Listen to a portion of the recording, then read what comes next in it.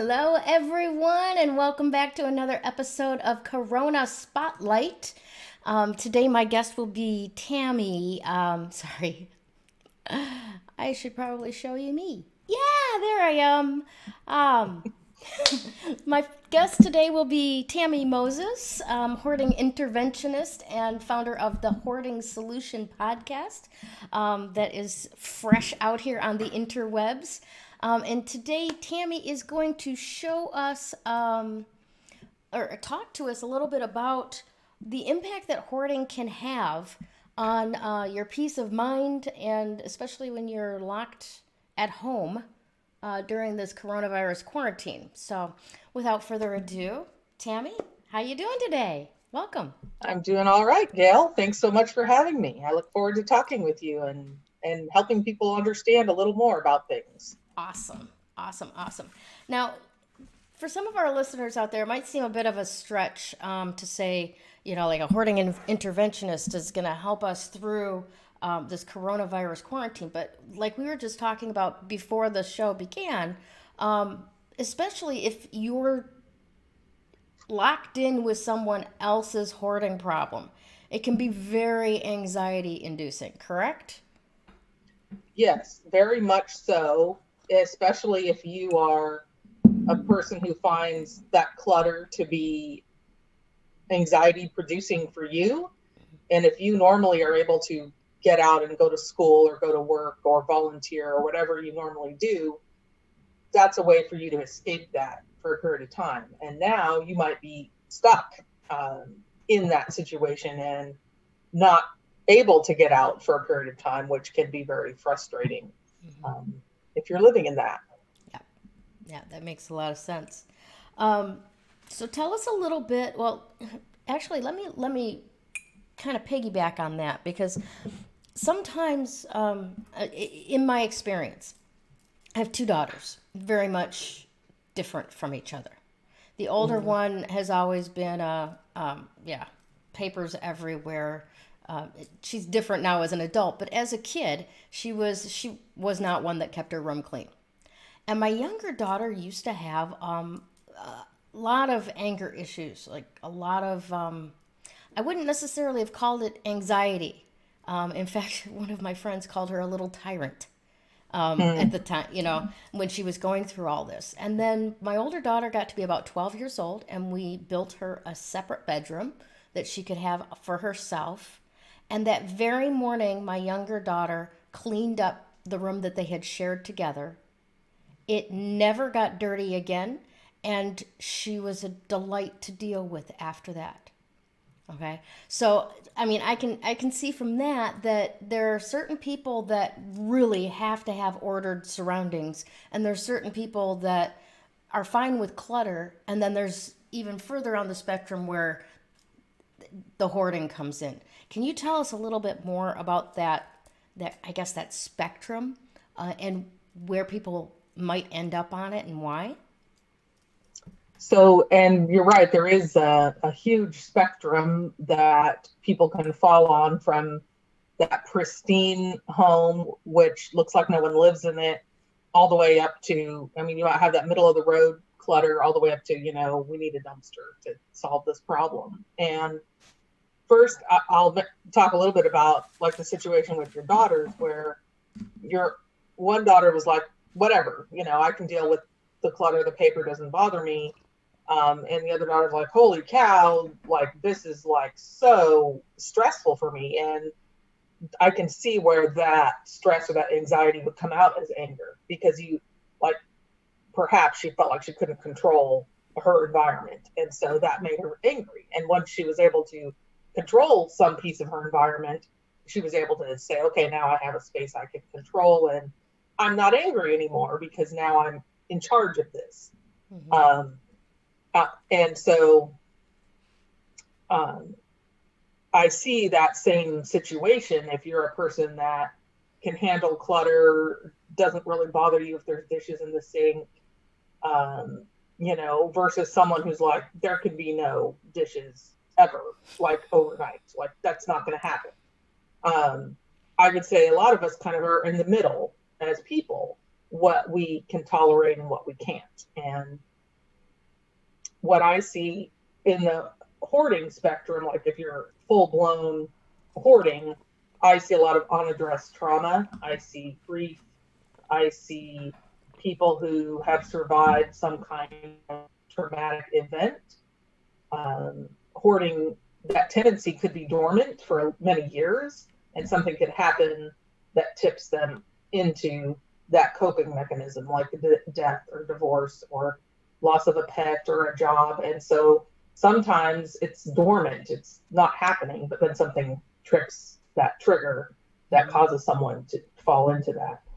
Um, So and so, that kind of leads me to the question: what is it that I mean, you just touched on it a second ago, like, but what is it that's really behind hoarding? Yeah, well, at the source of it. so I was thinking about the difference.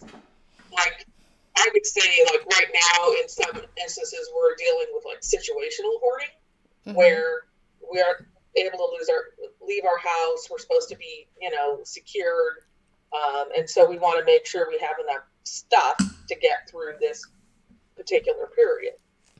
Versus someone who's been hoarding for 20 years and you can't walk in the door, or their fridge is so full of old food, there's no way to put fresh food in it.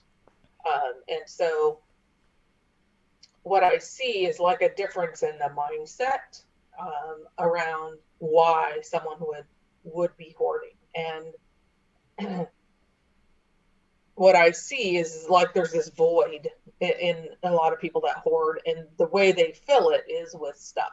And often what they don't recognize is that the more stuff you bring in, the more you push other people away, the more you're isolating, the more you are disconnecting from people who you might otherwise want to connect with.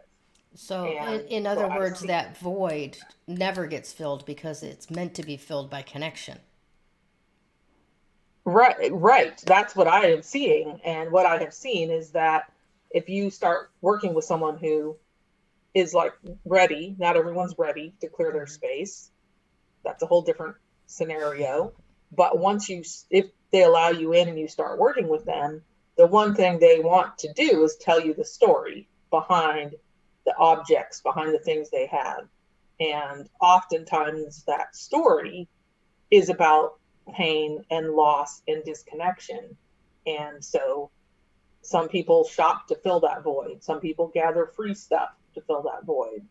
Um, and so if you start pulling back on it, or you start, ripping this is kind of gross, but kind of how I look at it, where if you haven't dealt with some of the trauma and the things that are causing you to hoard, and then someone comes in and just starts ripping it away, it's like peeling back a scab that's Mm-hmm. not been healed. And That's so, an apt description because it is a wound, isn't it? yes, it is a wound. It really is. And when I see, you can't always tell from the exterior of a home that there's a problem, Mm-hmm. but sometimes you can. And when I drive past a house like that, I think about how many people are living there that are suffering in this situation. And it's trauma and anguish and pain and anger. And that's what I see when I see this stuff. I don't see, I'm not saying that the stuff isn't the problem or a problem, but it's a manifestation of other things that are going on that haven't been dealt with. Yeah, it's a symptom as opposed to the Yes. problem itself. Got it. So essentially, you're also saying that the people that now have 200 packages of toilet paper in their basement are a different mindset than somebody who's got 20 years of Popular Mechanics magazines in their basement. In their basement or in their shower, or um, if their kitchen counters and surfaces are completely covered with old papers and bottles and dishes and takeout containers, that's a different situation to me than someone who said, hey, I want to make sure I have enough toilet paper.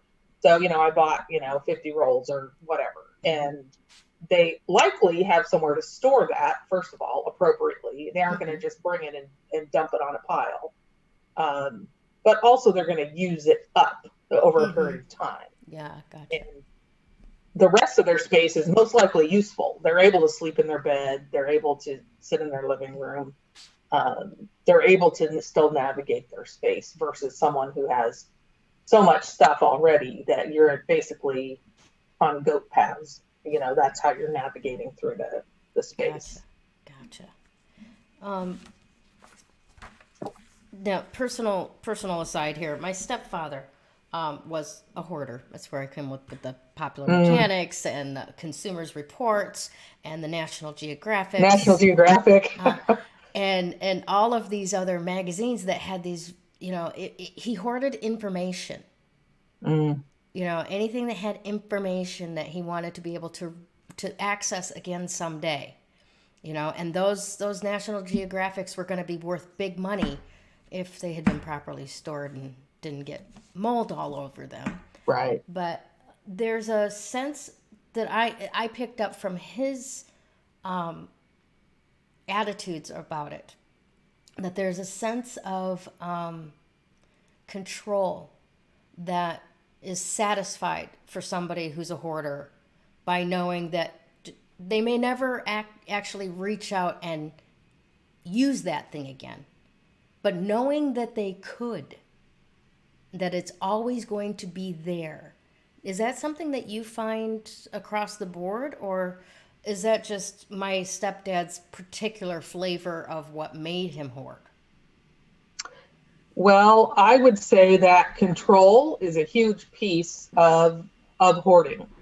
And so, like, the idea that they could access that information at any time, it means they've already acquired it. It's in their space. They don't have to ask permission. They don't have to ask somebody else to get them that information. That idea that it's readily accessible in their space. And a lot of people are like, well, it's my money. I can buy what I want. I can do what I want. And so who are you to tell me what I can and can't do? And I would say specifically that I have seen that with most people that have a severe hoarding issue. It is about control. It is about their space and this idea that no one else can really intervene. And so it can be part of the challenge where, like, you may have seen like that your stepdad had a big problem and you may have tried to talk about it, bring it up, say, hey, I'm worried about you, or however, we don't always bring it up in the best way. I know, because I did it myself with my own parents, where it's like, okay, well, this is a problem and everybody's bugging me, telling me I have to fix it. But yet you refuse all help. So what do I do? How do you navigate that when you can see that there's a problem and they can't?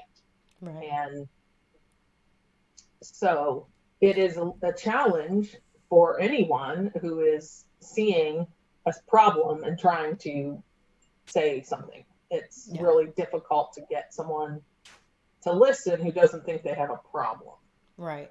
And I imagine the people who connect with you for help are not even necessarily the ones that actually have the hoarding problem, because they don't see it like a problem. This is the way that they want their life. They want all their things around them where they can reach out and touch them if they need to. So and who is it's it? It's a comfort for them. So who is it that reaches out to you and connects with you for help?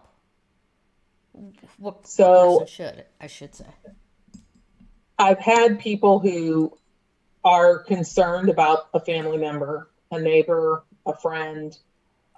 In general, they are the people that initiate a conversation with me. And a lot of times what I first focus on when I talk with them is, how are they doing? How is your self-care? What's your mindset? Where are you at in this situation? Because you can care a whole lot and still have a person who won't allow anything to happen until there is a crisis. And so a lot of times it's a matter of helping them figure out where are they at, what can they actually personally afford, like mentally afford to do in that situation. However, I have also had people who have an issue who have decided they are done for whatever reason and say that I have to move, or my spouse is going to divorce me, or something external is happening that's forcing that action. And then I have helped those people with on-site work, sort and pack and do whatever we need to do.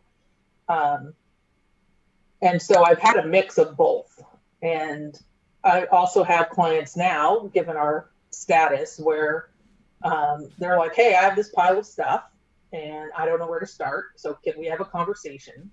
And so I'll do a consultation. I'll be like, show me your space, show me what's going on, tell me what's going on from your perspective, and then tell me what you're already doing that works, habit stacking, and where can we take some things that you want to do and put that on there. If you're making your coffee in the morning and you have your pile of mail from the last week, maybe what you could do while you're standing there waiting for that to brew is just sort through some of that. Separate it. This is a bill, this is junk mail. And so that way, at least you're doing something already. You're building on something you're already doing. And so I'm actually really happy to help anyone dealing with a clutter challenge, because no matter where you are on that spectrum, usually there's a point where you're like, I don't know, emotionally, I can't do this room because it's where the military flag is. It's where the baby shoes are. And so I've had people who've done like their whole house, they're getting ready to sell or prepping for photos or whatever, and they've done everything except there's that one room. And so it's nice to be able to say, hey, here's this room or here's this section, and I don't really know what to do here. And so we can just kind of talk through that.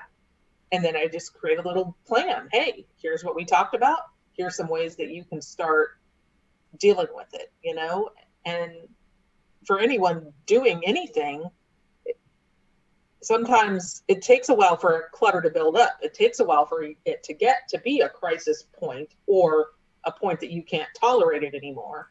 And so give yourself a little grace that as you start to go through it, it's also going to take you a little bit of time to go through that. And if you stare at the entire room, you're going to be overwhelmed. But if you say, I'd like to use that basket somewhere else. Let's pull that basket out. Let's take it to another room. Let's sort through it. And then voila, now you've sorted it into what you're keeping, what you're burning or shredding, and what needs to get donated or whatever. You find that you can focus on that one section much easier than if you're just sitting in the middle of a room, waiting for all the things to just on you. Yeah. Avalanche risk is real, I'm saying. Yeah, God, that's kind of a scary idea. Scary thought. So, I can't imagine that somebody came into your third grade classroom on career day and said, hey, I help people clean up their houses. So how did you fall into this line of work? Well, falling is a good word. It was not my original intention to publicly talk about hoarding. In fact, I grew up in that environment to a degree. It wasn't as severe as some of the things we see on TV and things. At that point, it was not. I was one of those kids that thought if I polished the curio cabinet that would make things better in the living room. And okay, the glass was shiny, but it didn't do anything about the boxes and the thing, and so I had made the decision as a teenager that if I ever got out, I would never come back. I would never come back to this environment. And my senior year of high school, I had that opportunity to move out and live with an older lady who I'd known. She was kind of like a surrogate grandma for me. And she had health issues, and her kids needed someone to live with her. So I was like, woo, running water, my own room, my own bathroom, use of your car. It's on the school bus line. I'm out of here. And um, anyway, that was kind of my experience of escaping. And I told myself I'd never go back. And about 3 months into that situation, I was a cocky 18-year-old. I knew what I was doing, right? I wasn't going to listen to anyone. And so that situation kind of fell apart. And then I ended up moving in with my grandma, who was at first was like, I don't want to make your dad mad. I was like, well, I'll start calling other people if you aren't going to say yes, because I'm not going back. And so that's kind of how I ended up enlisting in the military. And I just did everything I could to get away, not realizing that your stuff comes with you, that mental baggage, that emotional stuff, you take it with you. It doesn't matter where you go. And so I was in the military. I was married for 15 years. Thankfully, I chose to end that because it was necessary. And then I kind of stumbled around into business and started talking about housing issues and my concerns in my area, lack of housing, lack of affordable housing. And eventually it became pretty apparent that I knew about hoarding. And I had a discussion with a business mentor who was like, so, that's like a thing, right? Like there's shows and you might want to explore that more. So that's kind of how that evolved into, I do know about this. Everywhere I go, if I talk about what I'm saying, people will tell me a story, their parent, their sibling, their grandma, a parent, a friend that they had from work and they had no idea until they went to their house. And so it kind of started to snowball once I realized this isn't my story alone. This really isn't about me. And it was it's a light bulb that kind of took a while to turn on, but I realized so many people had experienced it, but weren't willing to put their name out there. They're not willing to tell their story publicly. And I get it. I totally get it because I didn't for years. But then I started to realize how much our stories need to be told, how much it's impacting family members. It's disconnecting people in their relationships. It impacts firefighters if they're trying to access yes. a building. If it's heavy content. So if it's a heavy content home, the fire path changes. And so that can cause lots of issues. If your emergency personnel need to get a stretcher in there, you need 36-inch path. That can be hard to come by in a hoarded home. Yeah. And so someone will go in for surgery, right? And they're going to go home. And then all of a sudden you discover they can't go home because they can't navigate a walker through their space. So there's this hidden piece of it that just isn't being addressed appropriately, in my opinion. And like they say, our secrets keep us sick. You can't actually address any issue until you acknowledge that there's an issue to address. Exactly. Yeah. Awesome. Now, I want to kind of dig a little bit, if you will allow me. What was your experience as a kid living inside of all that hoarding? I mean, my experience is a little different because I didn't hit it until I was a teenager when my stepfather moved in, and most of his stuff, the basement was his domain, and that's where the hoarding happened. But my mom had depth perception issues, and she was just not willing to tolerate any clutter on the living room area, the main floor, because she would trip over it and hurt herself. But down in the basement, you could barely get through. We had 6-foot tall stacks of mahogany dowels that someday he was going to do something with, right down there. So what was it like as a little kid growing up in just an environment where that's just the way that it was? And then how did you get to going, there's something wrong? So my path is a little strange because for the first 7 years of my life, we lived in town. We had TV, running water, a younger brother. Um, and the truth is I don't really remember. I've seen pictures recently, but I didn't really remember it being cluttery. There was like stacked like boxes, but not like trip hazards or falling over or anything like that. Um, when I was 7, we moved to a one-room cabin.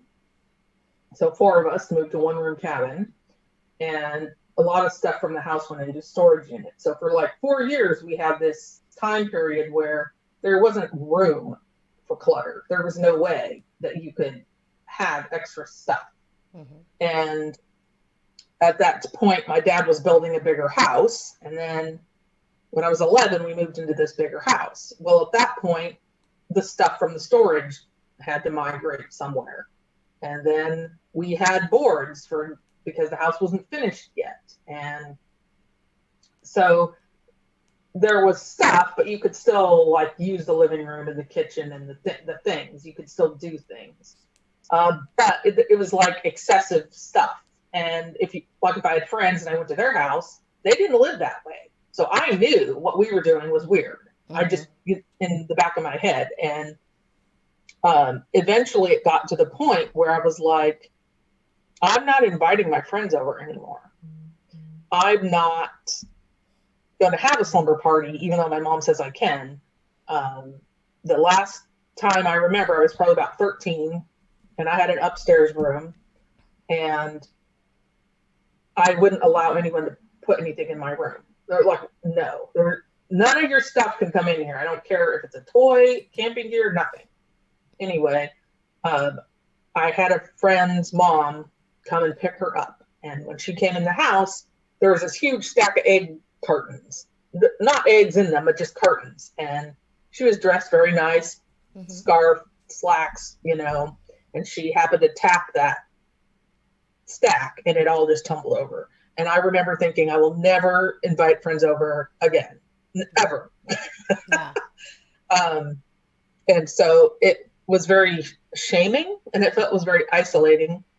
Mm-hmm. Although I did have neighbor friends and I had cousins and people did come over that kind of didn't expect me to fix it, mm-hmm. versus people who did think I should do something at 12. I'm like, well, my experience is if I move something that causes trauma and drama and I don't like that. So therefore I don't try to fix it anymore. I just retreat to my clutter-free room. I gotta say how much I identify with you with that. You and I had talked before about when my mother passed away and we were gathering photographs for her funeral. The anxiety that I saw just overcome my stepdad, just with the idea of us taking pictures of my mother and my grandfather out of the house, right? And then once the funeral was over, I mean, we had a full family argument because he was accusing my sister-in-law of stealing the photographs and not returning them. And it wasn't her. I took the picture of my mother with me. And I had to call him and go, no, don't be mad at her. It's me. But the snapshot of the anxiety that it rose up in him to have anything removed from the house. Yeah, so tell me a little bit more about that. Well, now that you're mentioning it, I was thinking about. Yeah. My younger brother had Duchenne's muscular dystrophy. Okay. And so he had a lot of extra care needs, as he got older. And something I can now I think back on it and I think, wow, I thought my life was weird. How much stranger was his being in a wheelchair, being in a hoarded home, being, even more stigma. Like there's this idea that if your body doesn't work, neither does your brain or your ears. Mm-hmm. And so he had this, he's like, well, I'm not deaf. I can totally hear what you're saying to me. um, which I always think is kind of an interesting thing because I see it now. But um, it, sorry, I kind of lost my train of thought. Can you say your question again?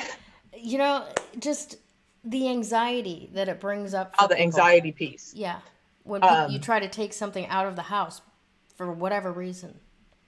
so I was like, okay, why did I talk about my brother? But that Mm-hmm. was part of that was he had to have a back surgery when he was 15. So Mm-hmm. I would have been about 17. But he was going to come home and be like in a back brace and have real limited, even more limited mobility. And he was going to need like home care aides to come in. And so while my brother was having that surgery done, my dad and people that he knew were at home cleaning out the house. And so I had been with my mom and my brother for that week in Seattle. And then I came home. So I was there for week 2 of Mm-hmm. this clean out. And at that point, there wasn't much for me to do but like label things and things like that. So I wasn't really involved with like the hauling and the burning and all that. But when my mom and brother came home a week later, um, it was so traumatic for her that there were like 3 days of nonstop crying and tears, and people stole my stuff, people burned my stuff. I'm not going to say that maybe she didn't have a right to be upset, but I can still see her face. I can still hear that happening. And so I kind of made this vow to myself that I wouldn't ever treat someone that way. Like I wouldn't ever want their anxiety to be that high. Mm-hmm. And so but I do feel it's helped me pull into what's really going on with people instead of charging in like a bull and saying, this is how we're going to do it. Yeah. Even though that might be what needs to happen, you can still do it in a way that they still feel respected as a person, Mm-hmm. and Yeah. valued. Yeah. Um, the point of what I was talking about with my stepfather was because of that trauma and anxiety that it Mm-hmm. caused him. My siblings and I all decided to leave our mother's stuff alone until he passed, Mm-hmm. and then we would deal with his sister about getting the things, the heirlooms and antiques and things Mm-hmm. that should come down to us through our mother. So we just went hands off on it. You know, we did because of exactly that. We were afraid that he was going to end up in a situation or an emotional Mm-hmm. vortex like your mom ended up. And like Mm-hmm. you said, to a certain extent, rightfully so. I mean, if somebody came in while you were away and took your furniture and burned it on your front lawn, you'd be just as upset as she was, regardless of whether the furniture is the appropriate thing to have in your house or not the appropriate thing to have in your house. Right. You know, so yeah, that was the choice that we made to just go. I'm not gonna deal with it, and I'm gonna deal with your sister because she's much more reasonable and doesn't have this attachment issue.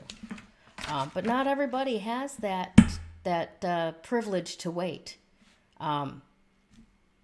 So when you go in and you work with a hoard, you know, say for instance, a family member says, you know what, we need your help to deal with this woman or this man or whoever the hoarder happens to be. How do you manage the process of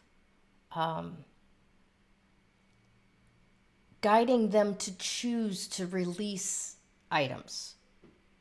I'll put it that way.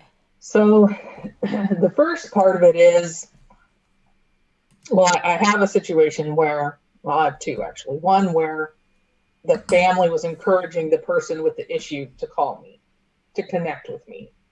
Um, I had met that person a couple different times, inadvertently. It wasn't like a planned thing. It just it happened, and it took about a year, but finally that person did call me and say, you know, my family's worried about me. Can you come to my house and we'll do a walkthrough? And It needed help. There's no doubt about that. And so we came up with a plan, and she agreed to let me come in and help her do it. And in her case, it was more about physical mobility than anything else. Like, there wasn't the ability to lean over and pick something up anymore. And so things would fall and stay there. And so she would tell me, this is what I did, or this is why I have this thing. And we just kind of would have piles and sort through it. But her thing was just kind of telling me what was going on, and she was able to release that. We set it out in the garage. She had someone come haul it away. And so, but one of the points I want to make about that is she actually let me in. And a lot of times that's the hardest part, is getting them to say, yes, I have an issue, please come in. And if you go into that situation, know that it's going to be clutter that you usually don't expect. There might be odors that you're not anticipating. A scarf with some lavender oil is right there. Good tip. Just things where you don't walk in with a mask, but you can be like aware that you might need to be a posy of flowers. Yeah. Yes.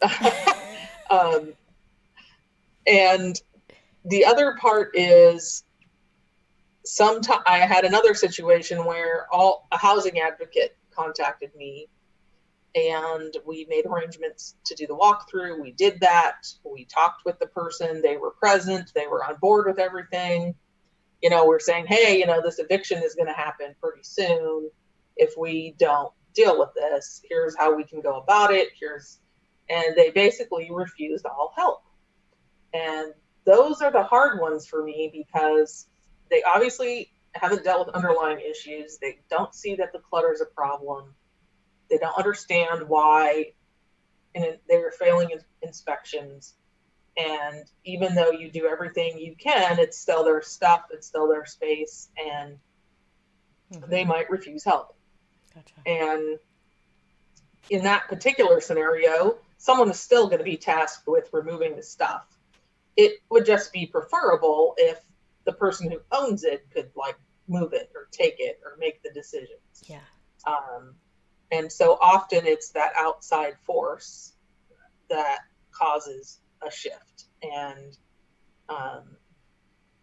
if that person hasn't dealt with their underlying things and they move to a new spot, the hoarding is probably still going to be an issue. They might, and that's the thing with force cleanouts as well. If you come in and just force it, they can get it back to that state within 6 months, just because now they're re-traumatized. Yeah. Because someone forced that. Yeah. So it really can be situationally dependent, but I will say that, if you have a parent that is needing to go home and they can't because of the stuff, that's a time to say, look, Mom, I'm concerned about this XYZ, and in order for you to go home, we have to do this, and we'll be very careful about keeping your heirlooms or your jewelry, or people have lived in a home for 40, 50, 60 years sometimes, and possessions accumulate. It accumulates. And even if it's not full scale, they still might have a need for things to be pushed back, create the path. There's something called safety day. So you don't necessarily clean out the entire space. You just make it safe for them to navigate. Gotcha. And sometimes you can get someone to buy into that piece of it a little easier than if you are telling them you're going to clean up the whole space. I wouldn't recommend that if you're dealing with rodents or animals that are not, if they're going to the bathroom everywhere in the house, that type of thing. It's going to be a little harder to accommodate that. But sometimes you can clear out a house and you don't know how much damage has been done until you've cleared it away, and you might have to replace flooring or ceilings or things like that. Yeah. So Gotcha. I would say don't overpromise. Be real conservative of your expectations of what someone's willing to allow you to do to make their space safer. Gotcha. Now, I want to talk to people a little bit about how to get in touch with you. So definitely follow Tammi on the Hoarding Solution at the Hoarding Solution on Instagram and YouTube, and you can also go to her website at www.homesforliving.com. And watch out for these hashtags that Tammi uses. One is hashtag YLITH, and the other one is hashtag AKOPTH. Now, they don't spell out anything, so I want to know, what are they? So I started talking about youth living in the hoard, which is what the YLIF came from, because there are kids, there's minor kids, there's young adults, there's people in college, and all those people are often living in a hoarded situation. And I realized that there were certain tools that I used as a youth that helped me navigate and survive. And I didn't recognize that at the time, but now I'm like, oh, yeah, I was in swimming class so I could use the shower. I did laundry at my grandma's. So there's things like that where you can find kind of your survival skills if you're in that situation. And the other one, the AKO, I kind of came up with adult kids, parents that hoard, because there's a lot of us. My parents had that situation. My dad has passed away. My mom is there. They both hoarded different things. And so now I'm navigating that with my own parent. And she listens to my boyfriend more than she listens to me. That's a clue. If you might need someone in your corner that's not you. But I decided that there's so many of us that have this, whether you disclose it or not, that are dealing with aging parents. And aging parents is one thing, but if you have aging hoarding parents, that's a whole nother like ball of wax.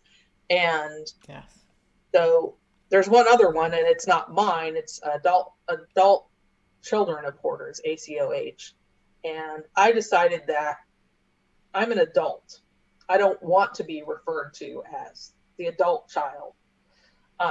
And for me, kid kind of has that dual purpose, because as a kid, we had goats. And so I kind of referred to myself as a kid, And so, which my mom finds kind of humorous. That I call her and say, hey, it's your kid, Are you calling her a goat?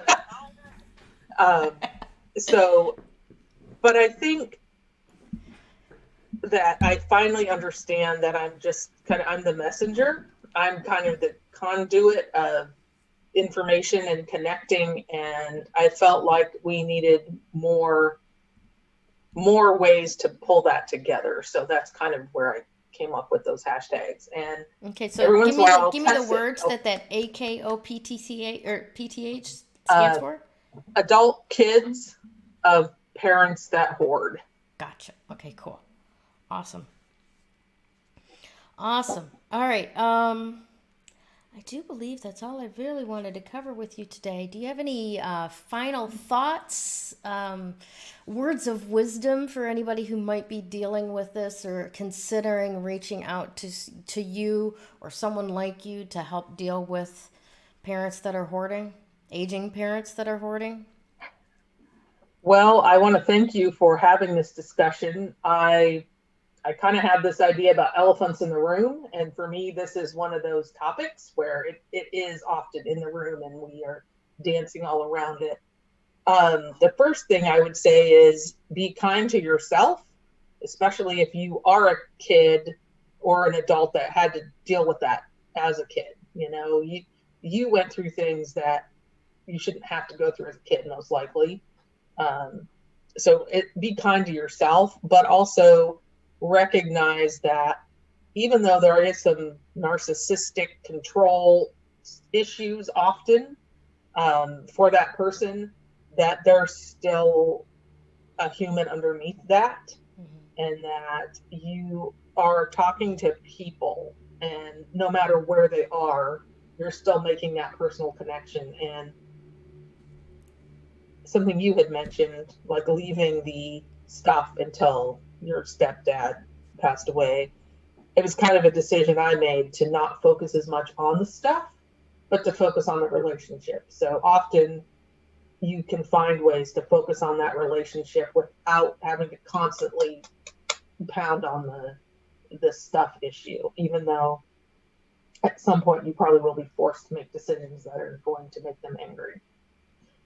But if you can look at it from a perspective of they're a person and so are you, and if you can kind of make that connection still, then you have a better chance at least having some sort of relationship.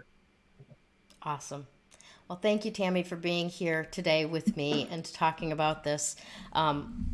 We know that with all of the anxiety that's going on with coronavirus and the things that are changing things and the isolation that people are in, there's an awful lot of guidance and hope that you can offer people right now.